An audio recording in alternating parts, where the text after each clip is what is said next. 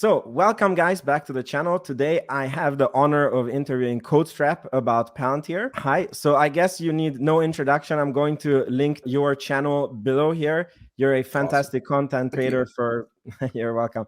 You're a fantastic content creator for Palantir. I love watching your content, and it's actually very hard to be, I'm not a data engineer and I have not used any Palantir products. So I almost feel funny to make Palantir videos, and I always wanted to do an interview with you to, like really ask someone questions that, can give really good answers. Absolutely. So it's an honor to have you. I watch your channel too. I subscribe to your channel. I've been watching your videos for a little while, so definitely. And I like your audience too. Your audience seems to be pretty engaged and has some good discussion in there as well. So for sure, love it. And just full disclosure too, I do have a relationship with Palantir. So I'm not going to talk about stock or price or anything like that. But yeah, just full disclosure, I have access to a free Foundry stack. I'm required to say that, and just for FTC, SEC reasons. It's good because I didn't actually want to talk about the stock price of Palantir. I want to talk about the details of how they work and what they do and how they are useful. And I don't know if you saw, I actually did a poll on my channel that surprised me, because I don't know if you see my screen. Yep. I think Palantir has a problem which for sure contributes to their low stock price, which is people don't get what they do. And I did a survey of, like, should we do a video series on very simply explaining Palantir, so that non-data engineers can understand it. And 43% of the people said that they never got what Palantir did, and 44% wants to understand it better. So what is that? 87% doesn't really know what the company is doing, yet they're still investing. So I guess they must be really good at something. Yeah, let's get into it. I'll try and give you the ducks and bunnies version, and then we could do like a more of a deeper technical dive if you want to. But what is the problem that Palantir is solving first? So like every kind of pitch deck starts with like, what is the problem the company solves? What is the state of the union today? What is the problem they solve? State of the union today is that FANG companies are outcompeting everyone because they can make data-driven decisions, and they can do it at a rapid pace, right? And that allows them to innovate and iterate quickly. They can see what's working, what's not working, and they're not going off like finger in the air science or gut instincts from a leader that might be wrong. They can actually measure how their decisions are affecting their audience, how it's affecting their bottom line, and they can do it at a rate that no one else kind of can, right? And the rest of the world kind of saw that and was like, hey, why does FANG companies, why are they getting to do this and we can't? We got all this data over here. Like, why can't we make data-driven decisions? I got all these analysts, I got all this software. Like, why are we failing to innovate as rapidly as all these other companies are? And that's become known, I think, globally as digital transformation. So like you have that kind of umbrella term that's being used to sort of describe how can I create a digital twin of my org and operate like FANG companies and make data-driven decisions at the speed of the data stream. And that is going to unlock a lot of growth potential. It's also going to be fairly disruptive in terms of legacy modes of operating, sort of legacy business processes that are inefficient or entrench poor performance, or allow poor software to get entrenched within the organization, because digital transformation actually requires that you get rid of a lot of those things. And so Palantir is solving the problem of digital transformation for the vast majority of companies that want to do it and take advantage of data-driven decision making.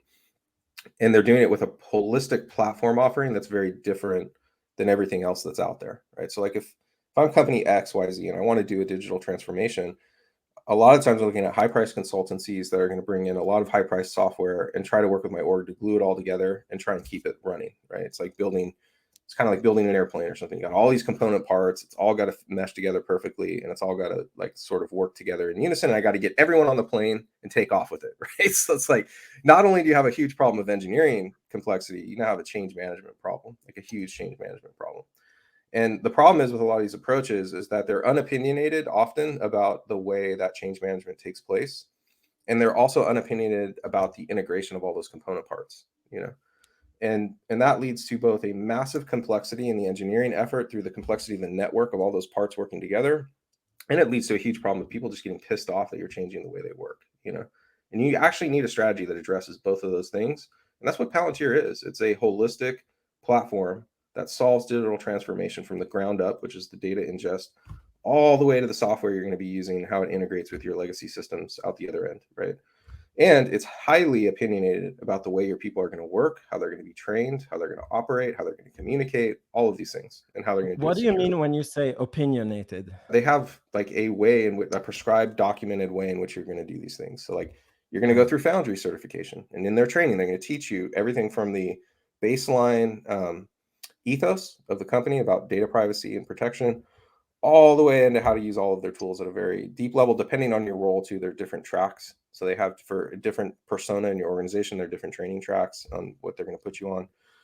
And that is part of the acquisition process, right? And they know how to do this as a result of having done it in government, which is probably the hardest place to make any of this shit work, is in a government agency. So like they've been informed by years of doing that and sort of how this works. Now that is very different though than the way every other company sort of approaches these kind of things. And most companies just sell a brick in the wall, right? They sell one component of the digital transformation, and they expect someone else to integrate that into the broader kind of platform. And none of them have an opinion about the way you should be trained or the way you should work. Like I don't know if you've heard Alex Cart make these statements about like, oh, we need to make sure that we get people training on Foundry so they're still relevant 10 years from now. You know, that they still have a relevant position. And they really believe that, you know, it's part of their platform. Yeah. Can I ask something here? So my understanding is that from your earlier videos is that what Palantir does is that they build like from the data up. And so basically their like, let's say I'm a big company, their engineers come and then they write apps on like for my company so that it, you know, does what it's supposed to do. And that's the differentiating factor with them. That's, yeah, and it's more the last mile of digital transformation. We can get into that in a second. It gets really complicated, so it's just at the baseline level so people understand what Foundry is, what Palantir does. Just think of them as a digital transformation platform, and they're highly opinionated about the way you're going to transform your company, and they solve every aspect of that journey from data ingestion all the way out to the other end to the software that you're going to build on it, use, and integrate with, right? So like it's a holistic ecosystem to deliver business value, right? Like that's what it is. Because the reason why this is so interesting to me is I have been part of a startup where I lost about $100,000.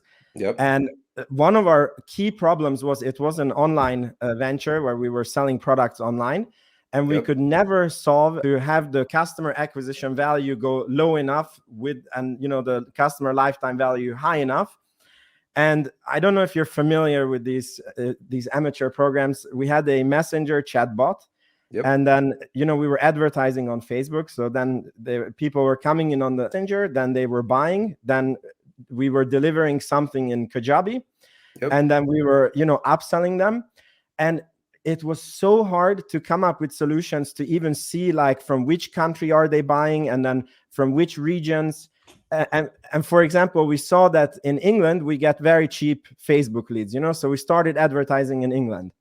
And then it took us 3 months to figure out that even though the ads are really cheap in England, zero people were buying. So we were just basically throwing money out the window because we didn't have the data at hand to make the decision. And in the end, we basically ran out of money because we had to take a decision like, okay, to continue, we need to risk another like $200,000. And then there's zero guarantee that we are going to figure this out. And sometimes I get this idea, had we be built on Foundry, I mean, my guess is that we wouldn't be able to afford Foundry, and it's for much bigger companies. But if we could have started on Foundry and have all the data in one place, it would have been very simple to write low code or no code apps to show us the data that we need.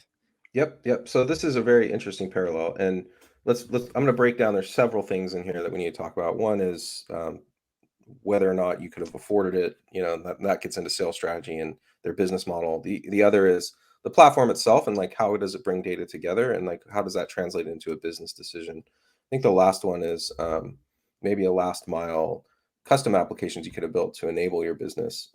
But let's just take the data problem and unpack that one. It's yes, Foundry could have helped you a lot because what you would have been able to do, most of those advertising platforms have APIs for you to pull data in. You know, there's like some API out there.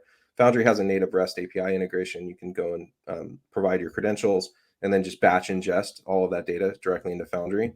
And then you could use all of the tools within Foundry to analyze it. And you would probably want to use a tool like Contour Contour is a really rapid way to analyze large data sets, and you can visualize all aspects of it. So like anything you would like to break down, segment, visualize in any kind of visualization chart that you would typically see, you can do that really quickly in Contour. It's even faster than some of the tools that are in code repositories and other features in Foundry where they're more data engineering focused. And it's really designed for a business operator to come in and see the data stream, like what's happening, what's in this data, what's interesting, what can I pull out of this thing?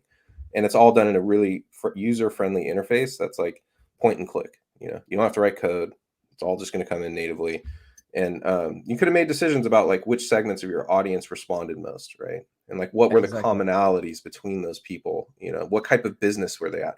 And you can enrich that data. Like if you wanted to go out and buy public data sets about companies, you can enrich the data coming in through your advertisers with the data that you would have in these public data sets, whether that's LinkedIn data or whether that's like data you're purchasing from people that sell corporate information. You could see like, oh, this person works at a $2 billion market cap company. This person works at a $20 million market cap company. I'm getting a huge hit rate on the $20 million market cap data people. Go and fix that. Find me more of these people, So like, and Foundry would let you do that like right at lightning speed. You don't need to do any custom engineering work to do that. You can use Contour, and you could also use Quiver to analyze those data sets and get that kind of insight. And you don't need an engineer to do it. You could do it. I mean, in our company, it was a disgusting Frankenstein solution to get data. It was like we used Zapier, and then we had to use like 50 million different links on Facebook so that we know like every country had their own link. And then they were being tagged in the chatbot. And then we had to use Zapier to like match the emails with the tags with the, and then we had this like really big table with in Google Sheets, that Zapier was writing. And even just to come to this solution, it was like very many months to even like discover how we can get data. And I really think that that's one of the reasons why the business failed, because we couldn't. It's a common problem. This is like why I laid out why companies want to operate like FANG companies. This is, you're laying out the case of why you wanted to operate like a FANG company. We need to make data-driven decisions. And like Foundry also would have let you incorporate Foundry has, I don't know how many data source connection types. It's incredible the amount of things it can natively connect to. I don't know how they got to that point. Maybe it was because they were working with governments and corporations for so long. They had like encountered all these things over and over again. But you have files you want to bring in. You can bring in files. You have SAP data you want to bring in. It's natively integrated with SAP. Like wherever you want to pull data has like integrations for Salesforce or basically any SaaS product that is common out there. It's got a native integration. So like it's so easy to bring that data in. And once it's in Foundry, it has such a powerful suite of tools to enable you to understand it that it removes all those barriers you would typically have where it's about a systems integration problem, right? Like you were describing earlier, man, it was such a pain in the ass because we had to go through all these different systems to get an answer out the other end. And that process is brittle. It often breaks. And then if data engineers are involved, it's definitely going to fucking break because data engineers, So like they're going to bring in all these other tools and build like what they call their data engineering platform, which is really like a bunch of open source tools glued together with fucking bubble gum and duct tape and try and make that work. And that's not a knock against data engineers. That's just the way that the tools work. The tools are designed for you to go in and do that heavy lifting. And what a lot of people forget is that in like complex systems are a thing in science. And so basically like one of the attributes of a complex system is that you can never predict what it'll do. The only way you learn anything about a complex system is you interact with it. So you do something and you see what the feedback you get is, right? You can't predict. Well, interesting thing about computer science, distributed systems are by definition complex systems, right? So like when you start gluing together all these fucking bits of software into a distributed system, especially if they have different states, like the system over here has a state, the system over here has a state, they're going to talk to each other over an API. And then we're going to have all this like CI/CD crap that's involved. That's going to like manage all their dependencies and upgrade them in real time. Those become complex systems and they often break. And the only way you know they broke is because you tried to do something and it broke. It's like, And often data engineers underestimate the amount of complexity they're introducing into an organization. And before you know it, you're in the data engineering business. You're not in business XYZ anymore. You're in the data engineering business now. And that's a black hole you throw money into, So and that's a huge problem that Palantir is addressing.